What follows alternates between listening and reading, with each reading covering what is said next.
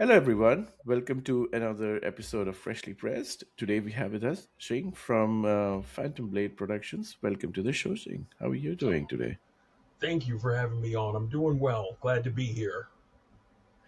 Amazing, amazing. You said it's freezing out there where you are. Yeah.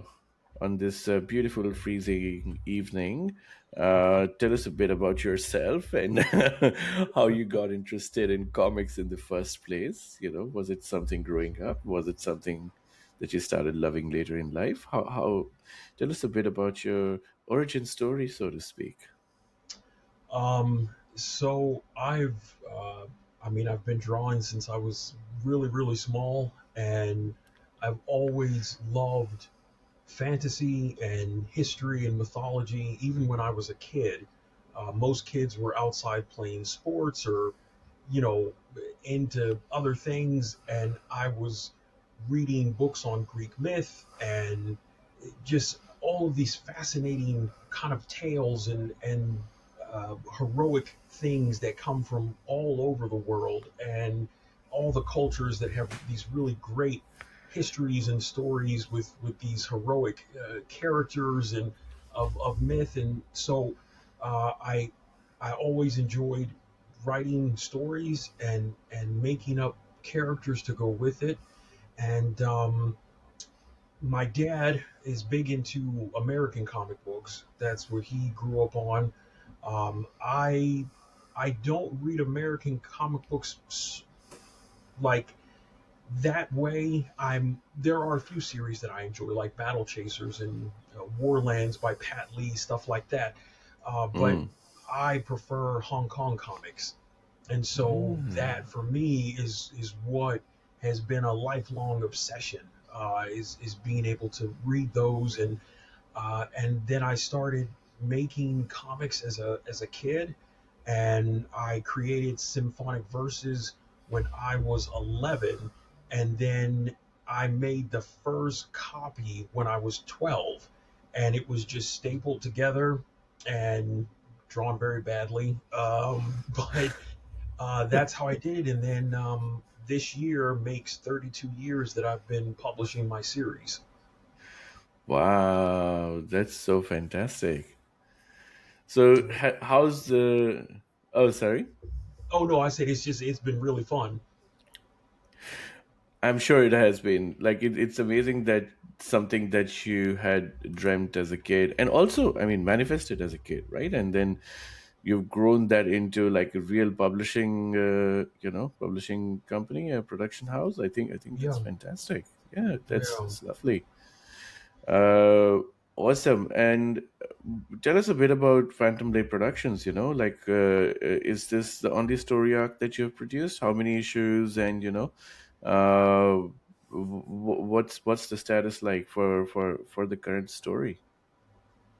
So, Phantom Blade Productions, I founded my company because I couldn't get anyone to publish my work. I submitted to everybody except Marvel and DC, because they don't do that kind of stuff. And no one that I wanted to work with wanted to work with me.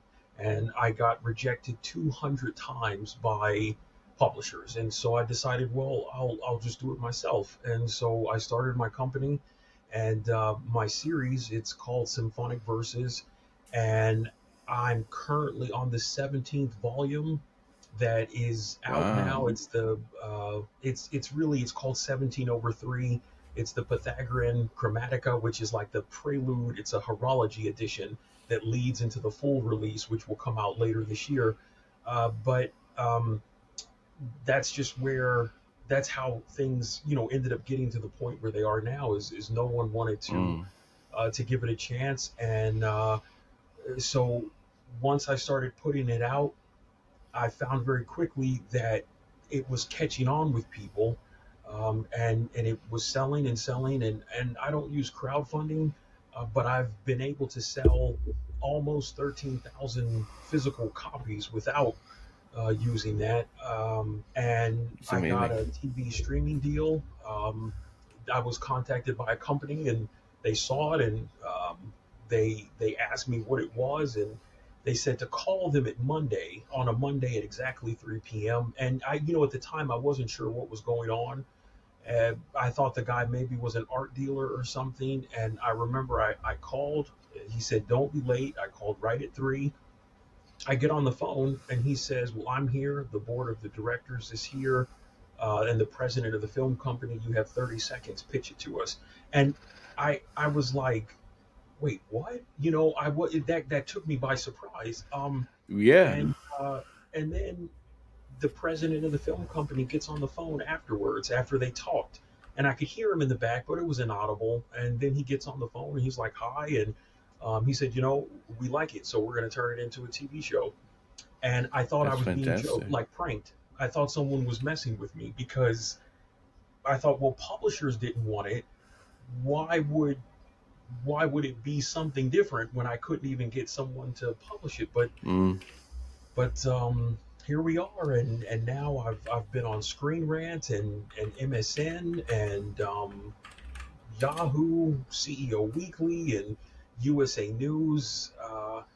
I've been able to share it with Santa Monica Studio and Konami and get really Mm.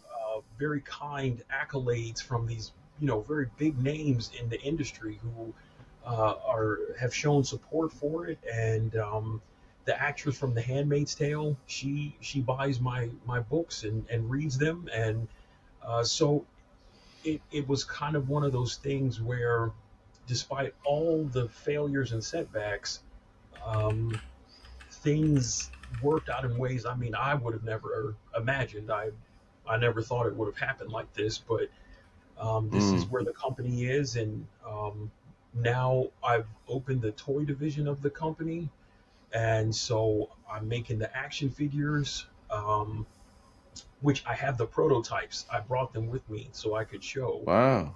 they. Yeah, yeah, yeah. Absolutely. Do please, please do show it. Um, so now the action figure line is going to be 1/6 scale, and so of course that's a very large. It's not like a 7 inch or 8 inch figure. You're talking Mm. 12 inches for some, a little bigger. One of the villains is 13 inches tall, but Yeah. they'll be fully articulated. Um, Now, for the comic book, for my series, I do all the art and the writing and the publishing. But for the manufacturing of the toys, I don't know how to do that, Mm. and I'm not a 3D sculptor. So I did hire a team of artists who work with me, and they take my art and they make the 3D renders that the manufacturer uses to produce it. Um, Amazing. so this is only part of his body, but this is the main character from the series, Crown Prince Oh, Adonis. And at the time when I had this made, I only had that much of the 3D sculpt yeah. made. So we produced just this part so I could see how it would look. But that Wow. kind of gives you an idea. Of course, he's got this, very dramatic Mm. design in his appearance. Mm. And this is actually one of the armors that you see him wearing in the graphic novel Yeah. series. So Yeah. his full master prototype is going to be finished this year, and then they'll send me that fully complete. But while we had to work on the articulation of that a lot to get it functional, so we then moved on to one of the villains in the line. And we were able to completely do this one. This is a Shadow Knight Wraith Viper, which Oh, is wow. one of the elite Shadow Knight classes that of the enemies that he goes up against in the series. And so this one is Yeah. 13 inches tall because of the thunder auroras that are on the top. But As you can see, I mean, the detail is it's extremely detailed. It Um, is. It is. Wow. It's in crazy how how it detailed that moves. is. Yeah. So now this has limited articulation right now because it's just a prototype. Like I can move Mm. the arms and the elbows a little bit, but the Yeah. finished version will have complete. The articulation will be perfect for that. So that is Wow. the second figure that will come out in the first wave, Yeah. and this this is the book 17 prelude that I Right. was talking about. So this is what came out in December. So this is where the Mm. story is. But this is like the regular books. They're hardcover and they're Right. magazine size. So and then on the back, I've got where I've got the quotes from Jim Valentino and Konami and Santa Monica Studio, MSN, Screen Grant. So all of that is there, so people can see Lovely. some of the big industry names that have Yeah. Yeah. given it really nice support. And this is this is the box the toy line is going to come in Ooh. Wow. because it's 1/6, so it's multiple boxes that will hold Yeah. everything. So Yeah. this Yeah. Yeah. that's like talks about the synopsis of the series. Uh, Yeah. that shows that's what the full figure will look like. And those are Wow. three of the five swords that his toy comes with. Is those so it's a lot. It's a lot It going is a lot. on with Wow. with everything and um, working on the trailer for the TV show. And that was storyboarded in Japan by artists that used to work at Square Enix, and they worked on Final Fantasy 14. So that tells you the level of quality that they've brought to the project, and Absolutely. it yeah, I mean, so in a nutshell, this is kind of all the stuff that's going on at the present. Wow. That's a lot, and kudos to you for doing a lot of these heavy lifting on your own as well, you know. That's amazing. Oh, thank you.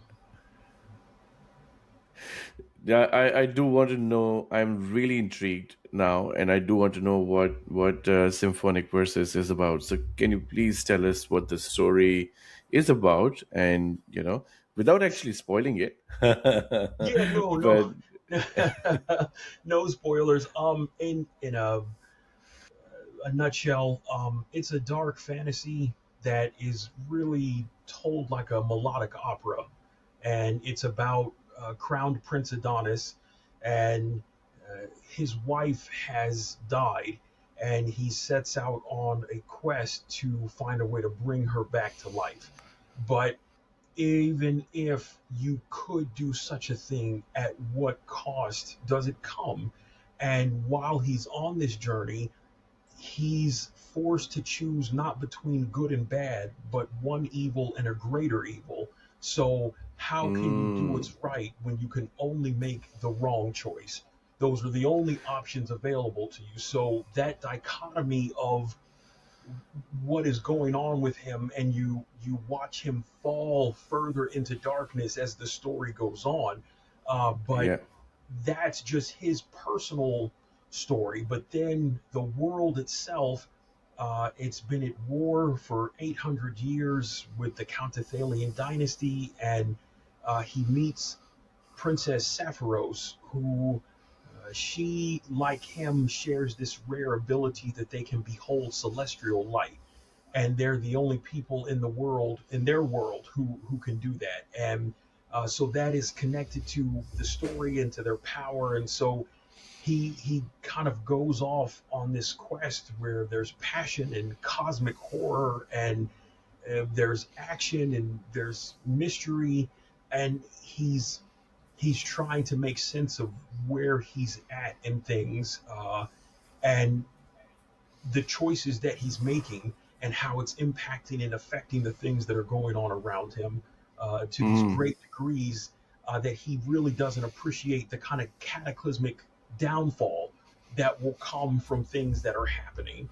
And so that on the surface, that's kind of in a nutshell, that's what it's about. Um, Right. but there's the series is there's it's 930 chapters, and Yeah. we're just on chapter 17. So it's like we haven't even Mm. scratched the surface of Mm. the amount of things that go on. Some things will be covered heavily in the TV show, uh, and then there were some things that they'll be told in the comic, and then they kind of reference around one another from one medium to the other. So, Right. um, but that's kind of what it's that's just kind of what the story is about. Yeah. Wow. You said 937 volumes. Did you say? 930. Yeah, Wow. yeah. Is that far along that like you've planned already? Like you've Mhm. written? Oh wow, that's Yeah, no, amazing. it's already the scripts, all the plotting and everything is it's already laid out. It's already all everything is there. And I've just been producing it, and of course, let me show you. So one of the reasons why my work for so long was rejected is because it's not a Western style book at all. I Yeah. learned art um, from Indonesian and Korean and Chinese art masters. And so, Yeah. when you look at art from there, it is not like comic art. It's very different. It's a very different approach in Asia and Europe and things like that, and how they present art and how things are done. And so, this is, you know, that's that's how every page and panel look. They're Yeah. drawn like that, and Yeah. Yeah. because it looks like this, that's why it was rejected so many times, because they would say, well, it doesn't fit what we're trying to do. And of course, now Yeah. with AI, that has caused problems, because there are people who I've met who were like, "Oh, well, your book is AI; it shouldn't count." And it's like, no, it's not AI. I've been publishing this series for 32 years. Now, Yeah. yes, 32 years ago it didn't look like this, but in 2011 everything progressed to the point that I could start making my work this way. And so now Mm. here we are all these years later, and it Mm. has continued to grow, and I keep learning every day about what I can do to try to make sure readers keep getting the best quality that I can give them. Um, Yeah. and so and I finally found a distributor because I Yeah. couldn't get into Diamond. Diamond rejected it because they said they couldn't compare it to anything on the market, so they said we're not going to pick it up. Oh, that And I thought, sucks. well, That's so right. bad. I'm like, that's kind of a weird excuse, but that is the excuse they Yeah. gave me. And it's Yeah. okay, because I'm with Filbo Distribution, and they're new, but it's a really good company, and the owner is a really great guy, and he's Hmm. honest and he's fair with creators, so that's been really positive. And it's funny, he has a no AI stance with books that he'll That's distribute, fantastic. right? Which is makes sense. And so when I first approached him, um, him and his business partners, they were like, well, we didn't want to be rude, but we had to run it through AI generators. I said, I'm not offended by that. It's fine. I know you're not familiar with my work, but they ran it through, and they're like, yeah, it's not AI, it's real. I said, yeah, I know, because I've been drawing it like this for a really, really long time. So yes, I know that it's not. But so you know, It's it's also just funny, like I recently, like, because we also are like strictly against AI and like hmm having any of our any AI generated work to be on the platform, because it's right, really important for the platform to be for the writers and artists and the creators who actually put their time, effort, money, blood and sweat into building their stuff, like and exactly. yeah, we have too much respect for these people, and not enough for for people just right, writing. for Yeah, that AI stuff. And and I get, I've met people who are like, well, I'm not an artist, but I can't afford art. But I always encourage people, if you're not an artist, then start practicing. That's how you learn. You pick up a that's how you pencil. learn. Yeah, There are tutorials for free all over YouTube. You can get books. There is no, it's not like it was when I was learning how to do things. There was no social media. There wasn't the internet of today. I had to get books.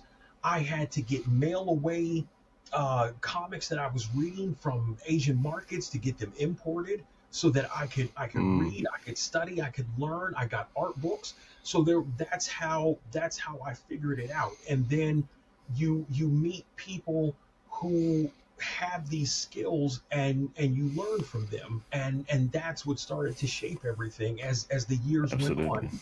So there's no excuse for anybody to say I'm using AI and it's okay. It's like, no, just No. start practicing or pay an actual artist. That's Yeah. that's what you do. Yeah, yeah, 100% agree on that. Yeah, and one of the biggest shames that has happened is AI has, for one reason or another, they have obviously, like, they have trained on everybody's data, Hmm. which is again, like, completely illegal on, to train on copyrighted data, and Right. then they have this particular style that always comes out with AI, and, like, it's really hard for common person now to know between some, especially for some art styles that AI very regularly generates. The Right. actual artists of those art styles are now being, like, doubted upon Yeah. when, like, when AI generates art like their work, which is such a sad thing to think about. Like, you, like, yeah. It really is. I saw a post a few days ago with Stanley Law Art Journal, where people were trying to, this new generation of people saying, oh, it's all AI. And I have known him for years. I mean, if you go back to the old days of DeviantArt, the old days of penciljack.com, when you know, I remember when his character Pepper was first put on the cover of Imagine Effects magazine. So it's like all these things, and for people who think, oh, he's stealing all. No, it's like you said, those things have stolen from all of them, and it's what people use to then create that slop abomination of what they think is artwork. And it's disappointing. It's really disappointing, and it's hard when you have to try to keep fighting to prove that. That's one of the things I know personally. That's a difficult thing because no matter where I go, I have proof of all the things I've been doing for all these years.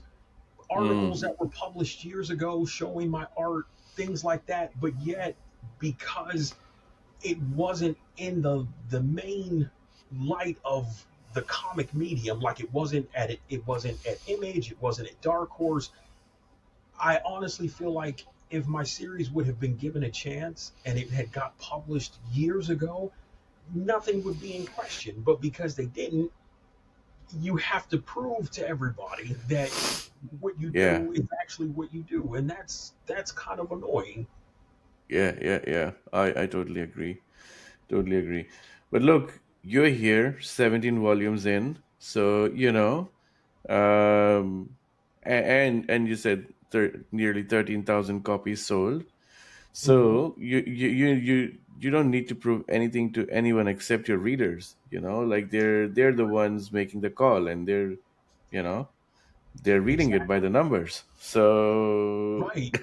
Exactly. No, you're 100% right.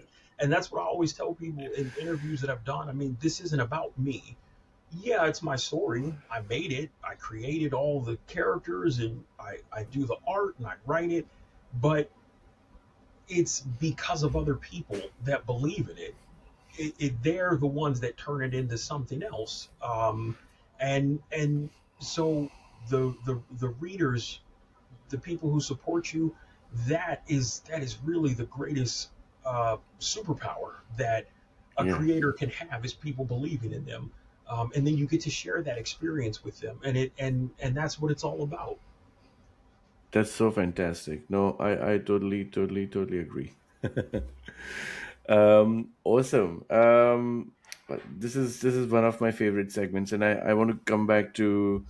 I don't know if Hong Kong comics are part of it or not, but I want to talk more about that.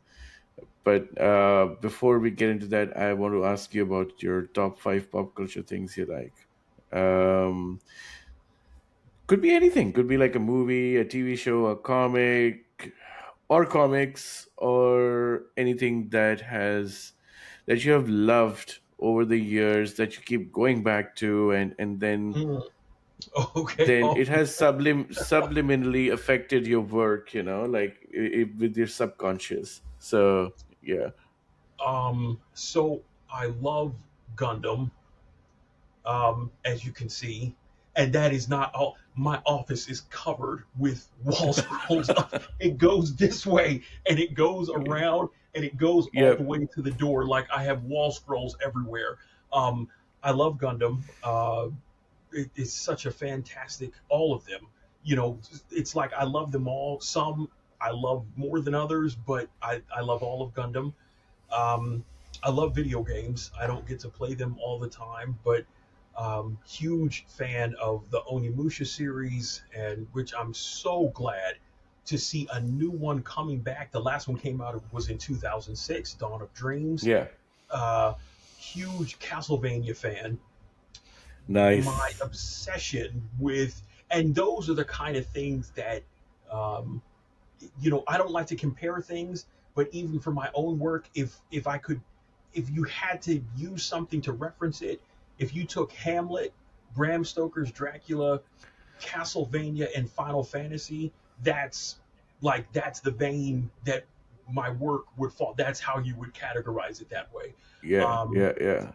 Next, for movies, um, Lord of the Rings, Peter Mm, Jackson's trilogy, which I still feel is like the greatest trilogy in cinema history, and yeah, that's just my take on it. But yeah, yeah, I think because he did something that everyone else thought was impossible for years. No one thought Lord of the Rings could be made. It's impossible.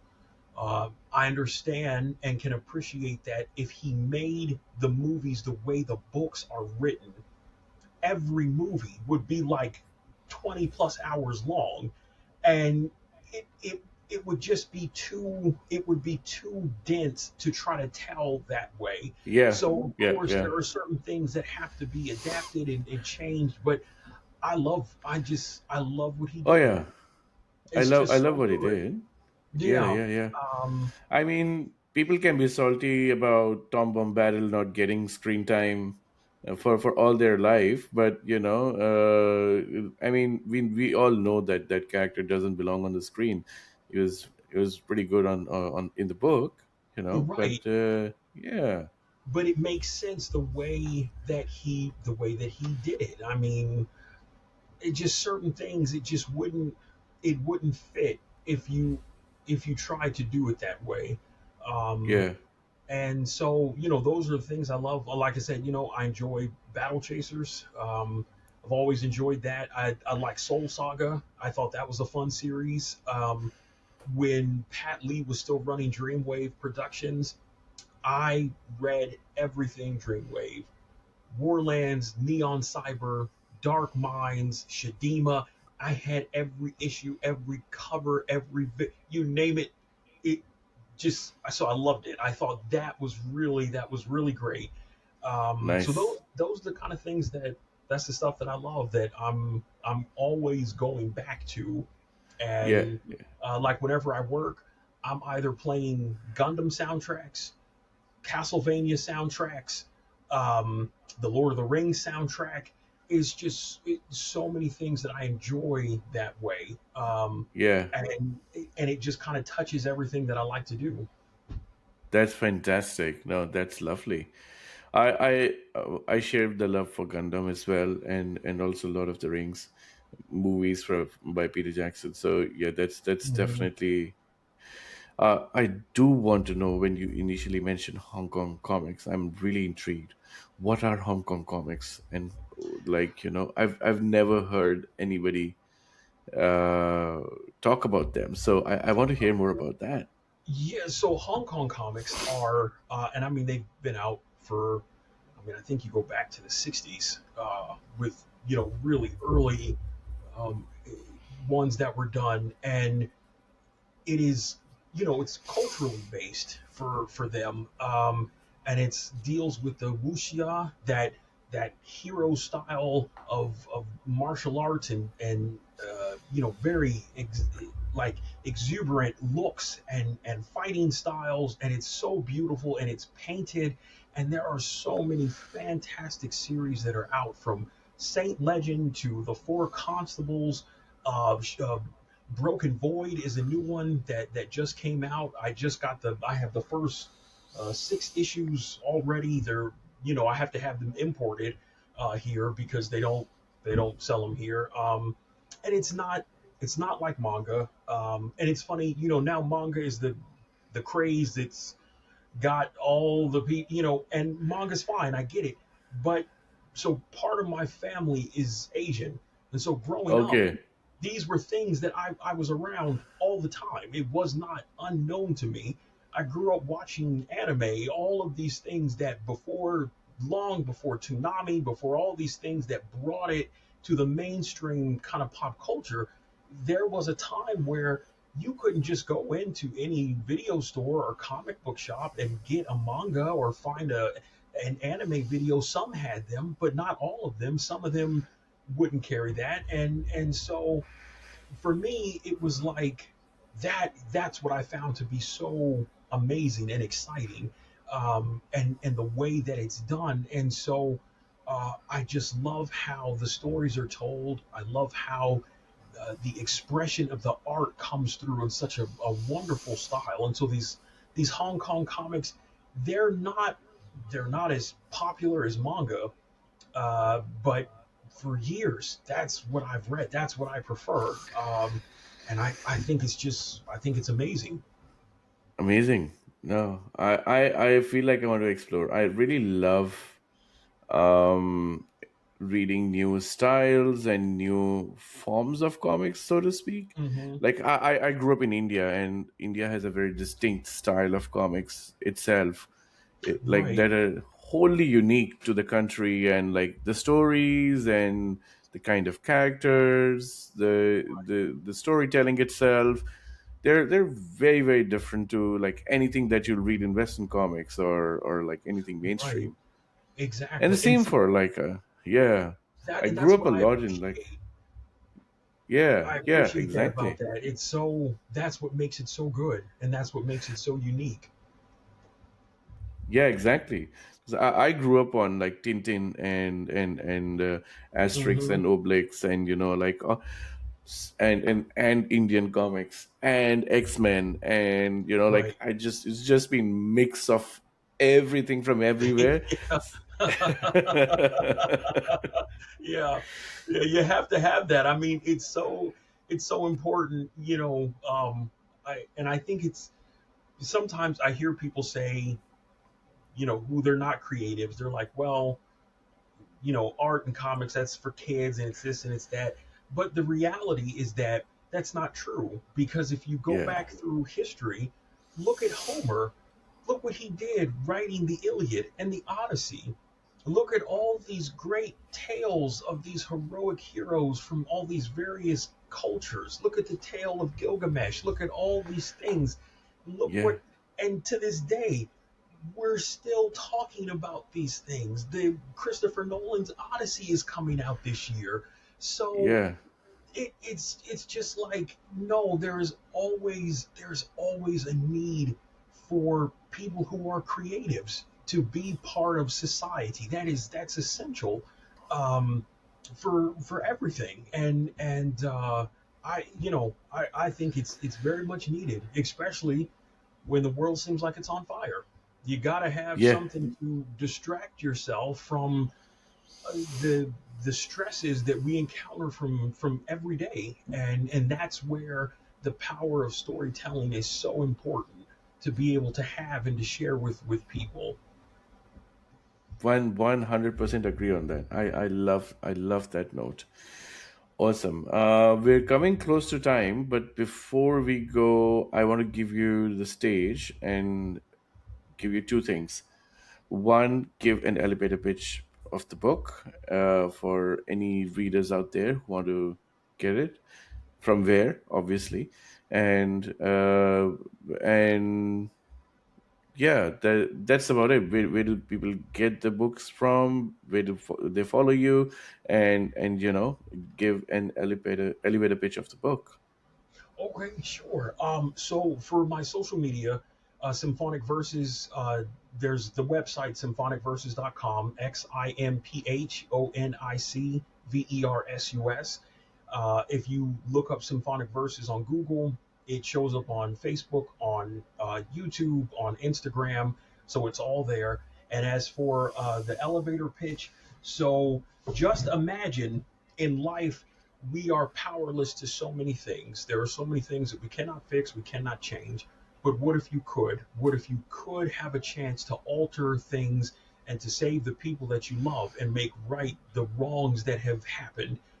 That's where Symphonic Verses comes into play.